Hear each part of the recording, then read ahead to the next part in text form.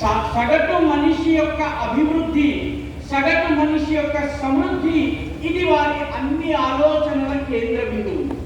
దాంతో పాటు విదేశీ పెట్టుబడులు అవసరమైన రంగంలోకి రావాలి.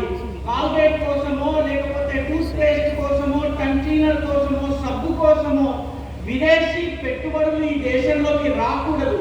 ఇది వారి ఆలోచన. దానితో పాటు వారు ప్రభుత్వము మొత్తము అన్ని సంస్థల యాజమాన్యాన్ని చేతిలోకి తీసుకోవడం, ఏదైతే స్టేట్ క్యాపిటలిజం అంటామో దానిని ఆయన చాలా దృఢంగా గట్టిగా వ్యతిరేకించారు.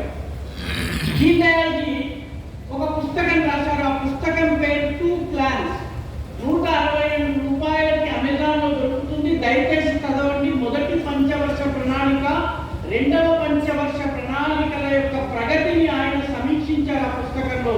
ఆ పుస్తకంలో ఆయన చెప్తారన్నమాట, ఒక స్వయంవరం జరుగుతూ ఉంటుంది. స్వయంవరంలో రాకుమారి పూలమాల పట్టుకుని వస్తూ ఉంటుంది. ఇక్కడ యువకులు అయినటువంటి రాకుమారులందరూ నిలబడి ఉంటారు. ఆ అమ్మాయి తన దగ్గరికి రాగానే కుర్రవాడి ముఖం వెలిగిపోతుంది. కానీ అమ్మాయి ఒక నిమిషం చూసిన తర్వాత పక్కవాడి దగ్గరికి వెళ్ళి వాడి దగ్గరికి వెళ్ళేటప్పటికి తన ముఖం కాస్త మాడిపోతుంది.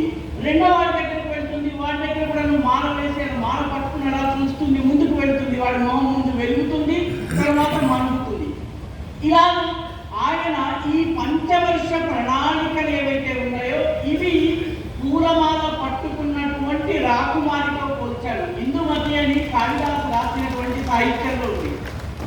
ఒక్కొక్క రంగము, ఆర్థిక రంగము, వ్యవసాయ రంగము, పారిశ్రామిక రంగము, గ్రామీణాభివృద్ధి నుండి ఇవన్నీ కూడా యువరాజులు పాపం వచ్చి మాల వేస్తుందేమో మెడ ముందుకు పెడతారు, ముందుకు వెళ్ళిపోతుంది, ఆ ముఖం కాస్త మాడిపోతుంది. ఆ రకంగా ప్రణాళికలు లక్ష్యాన్ని సాధించలేకపోయాయని చెప్పి ఆయన 2 Plans అనే పుస్తకంలో దీన్ దయాళ్ ఉపాధ్యాయుడు రాశారు.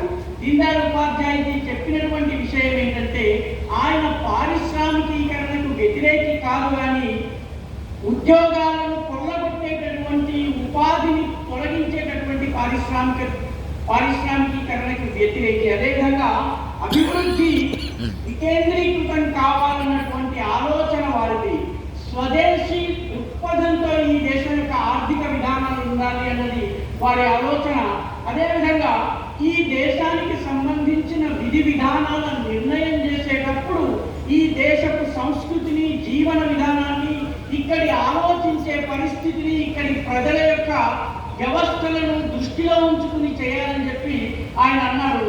అదేవిధంగా ఆయన ఒక మాటలో చెప్పాలన్నట్టయితే దీన్ దయాళ్ ఉపాధ్యాయ గారు ప్రాగ్మాటిక్, వ్యవహార చాతుర్యం ఉన్నటువంటి వ్యక్తి. ఆయన ప్రాగ్మాటిక్, ఇక్కడ ఏది అవసరమో అది చేయాలి.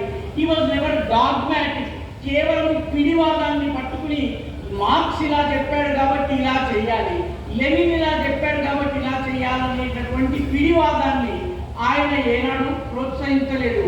ఆయన డబ్బు విషయంలో ఒక మాట దీన్ దయాళ్ పదే పదే చెప్తూ ఉండేవారు, డబ్బు మనిషిని శాసించరాదు. అదే సమయంలో డబ్బు లేని ఏదైతే, డబ్బు లేకపోవడం ఏదైతే ఉందో అది కూడా ఉండడం మంచిది కాదన్నారు. ఆయన అన్నటువంటి మాట ఏంటంటే, అభావ్ ధన్ కా అభావ్ బురా హై. డబ్బు యొక్క లోటు, డబ్బు లేని తప్పు. ప్రభావ్ ధన్ కా ప్రభావ్ भी उतना ही बुरा है. డబ్బు జీవితంలోని అన్ని రంగాలను శాసించడం కూడా అంతే తప్పు అన్నది దీన్ దయాళ్ చెప్పారు. మన శాస్త్రాల్లో కూడా ఇదే విషయాన్ని చెప్తూ వచ్చేవాళ్ళు. డబ్బు సంపాదించడం మన శాస్త్రంలో ఏ రోజు, మన పెద్దలు ఏ రోజు కూడా తప్పుగా భావించలేదు. రెండు చేతుల న్యాయ మార్గంలో సంపాదించమని చెప్పారు. యజ్జీవ్యతే పునరపి ప్రతితం మనుష్యై విజ్ఞాన శౌర్య గుణ విభవాది గుణైస్సమేతం తన్నామ జీవితమిహ ప్రవదంతి సంతః కాకోపి జీవతి చిరాయ వరించబుంతే. కాకిలాగా పేదరికంలో, దరిద్రంలో 100 సంవత్సరాలు జీవించి లాభం ఏమిటి? బ్రతికినట్లయితే విజ్ఞానంతో, అంటే ఒక నాలెడ్జ్ సొసైటీగా, శౌర్యముతోటి ఒక సెక్యూర్ సొసైటీగా, విభవము అంటే ఒక ప్రాస్పరస్ సొసైటీగా జీవించాలి అని చెప్పి మన పూర్వులు ఏదైతే భావించారో ఆ ఆలోచనని దీన్ దయాల్జీ ఏకాత్మ మానవ దర్శనం ద్వారా ఈ గడ్డలోనే, ఈ నేలలోనే, ఇక్కడే ఆయన 1965లో మన ముందుంచారు. అయితే ఆర్థికాభివృద్ధి ఈ దేశంలో ఎలా జరుగుతుంది? ఈ దేశపు ఆర్థికాభివృద్ధికి పునాది ఈ దేశంలో ఉన్నటువంటి సగటు సాధారణ ప్రజానీకము, వాడిలో ఉన్నటువంటి తెలివితేటల ఆధారంగానే, వాడిలో ఉన్నటువంటి వ్యాపార దక్షత కారణంగానే, వాడిలో ఉన్నటువంటి వినూత్నతను ఆవిష్కరించుకునేటటువంటి సామర్థ్యం ద్వారానే దేశము అభివృద్ధి చెందుతుంది అని ఆయన చెబుతూ, ఆయన ఈ దేశం యొక్క ఆర్థిక విధానాలను, ఆర్థిక అభివృద్ధికి సంబంధించినటువంటి వాటిని వికేంద్రీకరించాలని ప్రతిపాదించారు. ఇందాక కనక సభాపతి గారు చెబుతూ, ఈ దేశంలో అటువంటి అనేక క్లస్టర్స్ ఉన్నాయి, అనేక సమూహాలు ఉన్నాయని చెప్పారు. దాదాపు 3000 సమూహాలు, క్లస్టర్స్, ఎకనామిక్ క్లస్టర్స్ ఈ దేశంలో ఉన్నాయి. వాటి ద్వారా ఇవన్నీ కూడాను స్థానిక సామర్థ్యం మీద, స్థానిక ఉద్యమశీలత ద్వారా, స్థానిక పెట్టుబడి ద్వారా స్థానికులకు ఉపాధి కల్పించేటటువంటి విధానాలు, వాటి ద్వారా మాత్రమే ఈ దేశం అభివృద్ధి చెందింది అని చెప్పి వారు సూరత్ యొక్క వజ్రాల పరిశ్రమ గురించి మాట్లాడారు. నేను మీకు ఇటువంటివే 2-3 ఉదాహరణలు ఇస్తాను. మన రాష్ట్రానికి చెందినటువంటివి. మన రాష్ట్రానికి చెందినటువంటి కడియం ఉంది. కడియంలో 11 గ్రామాలలో, కేవలం 11 అంటే 11 గ్రామాలలో పెద్దగా చదువు అది నేర్చుకోనటువంటి సాధారణ వ్యక్తులు ఎవరైతే ఉన్నారో వాళ్ళు ఆ నర్సరీలను నడిపిస్తారు. ఈ నర్సరీలను నడిపించే శిక్షణ వాళ్లకు లేదు, వాళ్ళంతటా వాళ్ళు నేర్చుకున్నారు. జపాన్లో ఒక కొత్త వెరైటీ రాగానే దాని యొక్క హైబ్రిడ్ని కడియపు లంకలోనో, గురి లంకలోనో, లేకపోతే సావరంలోనో 2వ రోజున తయారు చేస్తారు.